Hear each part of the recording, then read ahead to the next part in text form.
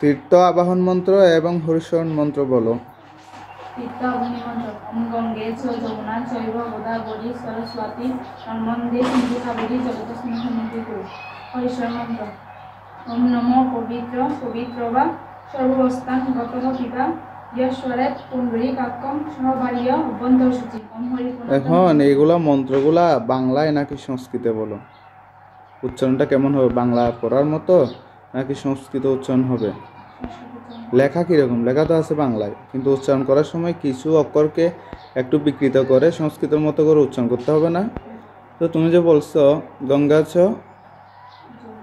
যমুনা চৈব, তো যমুনা তো বাংলায় হয়ে গেছে, যমুনা তো বাংলায় হয়ে গেল না যমুনা? তো সংস্কৃতের মতো উচ্চারণ করতে হলে কি হবে? অন্তঃস্থকে কীরকম উচ্চারণ করে? ইয়মুনা চৈব করতে হবে না? তো নাহলে তো এটা বাংলা রিডিং করা হয়ে গেল। তারপর গোদাবরী সরস্বতী বলছো, সরস্বতী কেন হবে? ওয়া আছে এখানে। দেখুন, অন্তস্থ ব থাকলে সেক্ষেত্রে ও এর মতো উচ্চারণ করতে হবে, যেমন সোয়াপন সরস্বতী। কিন্তু উল্লেখ্য এই যে সব ব অন্তস্থ ব নয়, কিছু ব বর্গীয় ব থাকে। এগুলো চেনার উপায় হলো যেই ব সম্পূর্ণ মাত্রায় উচ্চারণ হয়, যেমন কম্বল, সম্বল, এগুলো বর্গীয় ব।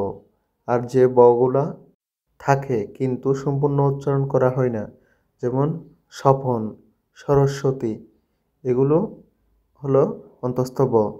তাই অন্তস্থ বগুলোকে উ উচ্চারণ করতে হবে। সুন্দর করে বলে সরস্বতী হয়, ওয়া তো হয় না। তারপর নর্মন্দে, সেখানে কি দন্তের নয় দ আছে? দন্তের নয় দ তো নাই। নর্মদে, তারপর সিন্ধু। তো দন্তেশ্বর মতো উচ্চারণ করলে তো সেটা বাংলা হয়ে যায়, একটু চর মতো করে উচ্চারণ করলে সেটা সিন্ধু হয়। সিন্ধু, হ্যাঁ সিন্ধু। তারপর হ্যাঁ